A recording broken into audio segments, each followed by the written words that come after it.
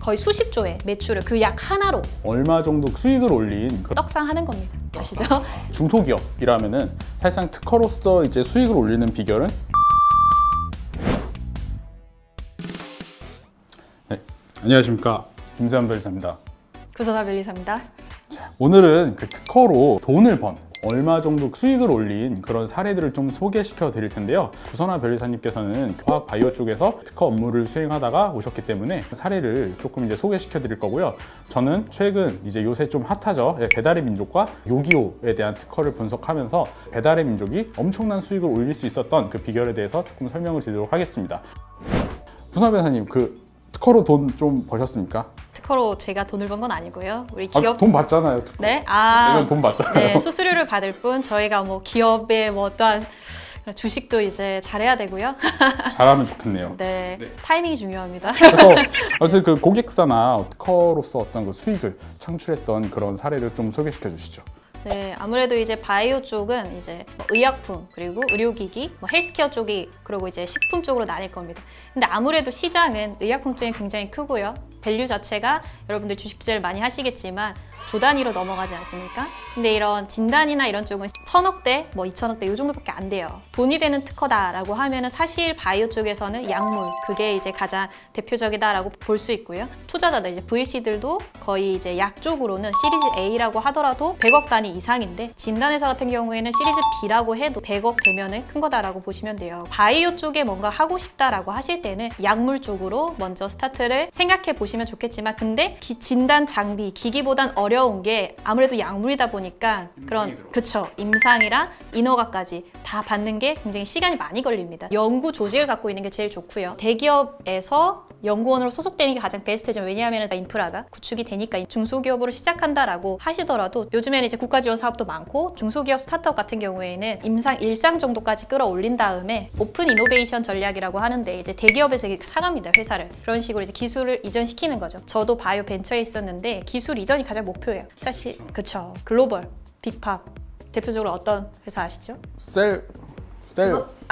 셀트리온도 굉장히 큰 기업인데 이제 물론 국제적인 기업이 되고 있습니다만, 화이자, 그쵸, 코로나, 화이자, 머크, 로슈 이런 회사들이 굉장히 크죠. 그런 회사의 기술 이전이 됐다라고 하면 떡상하는 겁니다.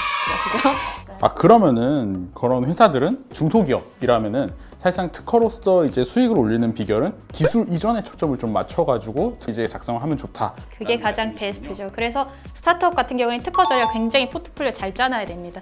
이 대기업과 싸우기 위해서는 힘이 없어요. 그렇기 때문에 특허가 굉장히 큰 힘이고, 약물 하나, 특허 하나만 받아도 이게 20년 동안 독점을 할 수 있는 거예요. 장비 같은 경우에는 구성요소가 굉장히 많지만 약품 같은 경우는 그냥 구성물질 하나입니다. 그래서 그게 20년이 가기 때문에 굉장히 큰 힘을 갖고 있어요.